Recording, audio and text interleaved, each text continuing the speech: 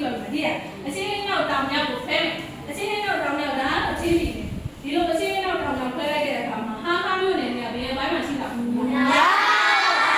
ဘယ်ဘိုင်းမှာရှိတော့မလဲအပေါ်ဘက်မှာလားအောက်ဘက်မှာလားအပေါ်ဘက်မှာဖြစ်တဲ့အတွက်အပေါ်ဘက်မှာဖြစ်တဲ့အတွက်ဒါတော့ဆဲတဲ့ဖြစ်မှာဆောက်ပဲ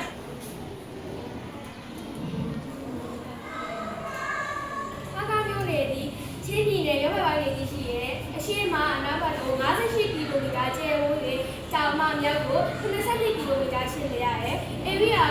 ကောင်းကောင်း65စတူရဲကီလိုမီတာကျဲဝန်းပြီးတော့ဟာမျိုးနေရဘယ်ပြည်နယ်ရဲ့ချင်းပြည်နယ်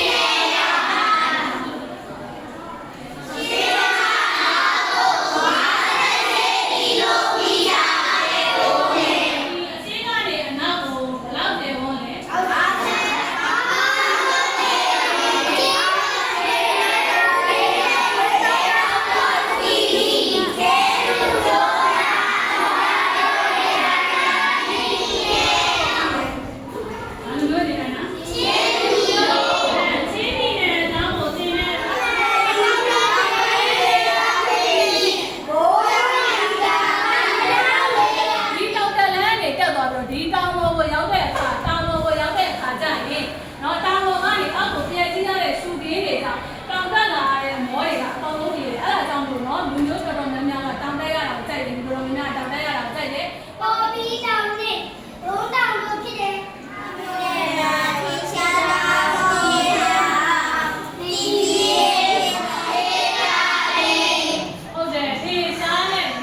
နော်အဲ့ဒီလေနေကိုတွေ့ပြီးတော့ဆိုရင်ဒီလိုကိုဒီကျန်ကဟာခါမျိုးနေရဲ့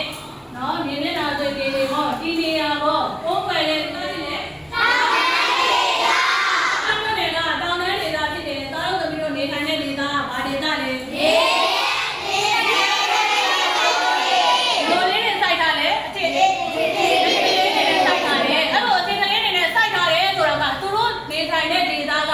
တောင်းတဲ့ဒေတာဖြစ်တဲ့အတွက်ဒီချေလို့မလို့ဒါဆိုပြီးတော့နေထိုင်တဲ့နေပြနေသားလို့ခါရဲဒီလိုမျိုးစိုက်လို့မရဘူးเนาะနေပြလို့စိုက်လို့မရအောင်တောင်းတန်းဖြစ်တဲ့အတွက်ကလေးကလေးတွေအထက်ကလေးတွေလို့ပြောစိုက်ပြရတယ်လို့ပြောတယ်เนาะဟုတ်ပြီเนาะ